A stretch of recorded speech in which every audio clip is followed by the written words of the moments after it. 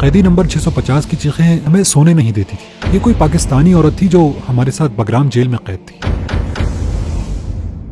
یہ انکشاف تھا بگرام جیل کے 4 ارب قیدیوں کا جو وہاں سے بھاگ نکلے تھے، اور وہ چیخیں کسی اور کی نہیں بلکہ 5 سال سے غائب ڈاکٹر عافیہ صدیقی کی تھی. ڈاکٹر عافیہ صدیقی ایک بے حد ذہین حافظہ قرآن، امریکہ میں MIT اور برینڈیز یونیورسٹی سے نیورو سائنس میں PhD ڈاکٹر ہیں، جن کے بارے میں ان کے پروفیسر اور امریکہ کی مشہور زمانہ شخصیت نوم چومسکی کا کہنا تھا کہ عافیہ اپنی ذات میں خود ایک ادارہ ہے، یہ جہاں جائے گی تبدیلی لائے گی. عافیہ اپنی پڑھائی کے دوران اسلام کی دعوت کا کام اور سوشل ورک بھی کرتی رہیں. ان کے مقاصد بہت بلند تھے. وہ پاکستان کے نظام تعلیم میں انقلاب برپا کرنا چاہتی تھی.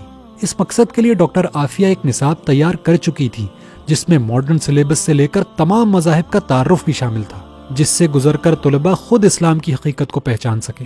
ان کے مجوزہ نظام تعلیم میں قرآن کریم اس طرح پڑھایا جاتا کہ تعلیم مکمل ہونے تک قرآن انہیں ترجمہ و تفہیم کے ساتھ یاد ہو چکا ہوتا. ڈاکٹر عافیہ کی بلا کی ذہانت، قرآن سے تعلق اور بلند عزائم نے امریکہ ہی میں رہتے ہوئے انہیں مشکوک بنا دیا. 2003 میں کراچی پہنچنے پر عافیہ کو ان کے 3 بچوں سمیت اغوا کر لیا گیا اور اگلے 5 سال تک ان کا کچھ معلوم نہ ہو سکا. 2008 میں بگرام جیل سے فرار ہونے والے قیدیوں سے معلوم ہوا کہ عافیہ افغانستان کی بدنام زمانہ جیل میں قید ہیں. امریکی حکام نے اپنی گھٹیا حرکتوں پر پردہ ڈالنے کے لیے عافیہ کو جیل سے نکال کر قتل کرنے کا منصوبہ بنایا. نہتی عافیہ پر امریکی فوجی نے گولی چلائی جس سے وہ زخمی ہو گئیں.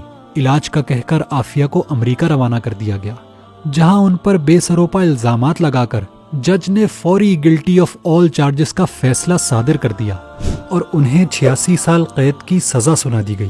ان کے دونوں بڑے بچے 2010 میں واپس پاکستان بھجوا دیے گئے، جبکہ سب سے چھوٹا بچہ تاحال لاپتہ ہے.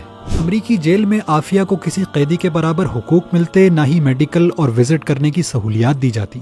یہ ہے انسانی حقوق کا پرچار کرنے والے امریکہ کا بھیانک چہرہ، جو اس قدر خوفناک ہے کہ لوگ پیس اینڈ فریڈم کے چمکتے سلوگنز کے پیچھے اگر اس کی حقیقت دیکھ لیں تو انہیں دنیا میں پھیلی دہشت گردی اور بدامنی کی اصل وجہ سمجھ آ جائے. ڈاکٹر عافیہ کی قید کے 20 سال بعد پہلی مرتبہ ان کی اپنی بہن ڈاکٹر فوزیہ سے ملاقات ممکن ہو پائی.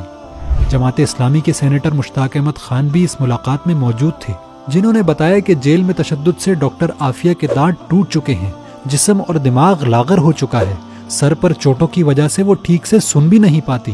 خوف و اذیت کی اس کیفیت میں بار بار کہتی جاتی کہ مجھے اس جہنم سے نکالو. لیکن ڈاکٹر عافیہ صدیقی آج بھی ہمت و حوصلے کا پیکر ہے، اور سینیٹر مشتاق کے مطابق زبان پر امت کے بچوں کے لیے دعائیں ہیں، قرآن سے تعلق مضبوط کرنے، غریبوں اور کمزوروں کا ساتھ دینے اور اللہ سے تعلق مضبوط بنانے کی تلقین ہے. ڈاکٹر عافیہ ایک عظیم ماں، صبر و استقامت کا استعارہ، قرآن کی داعیہ، نیکی کو پھیلانے والی مجاہدہ اور باطل کی آنکھوں میں کھٹکنے والا وہ کنکر ہے جس نے پانی میں گر کر دور تک لہریں پھیلا دی ہیں.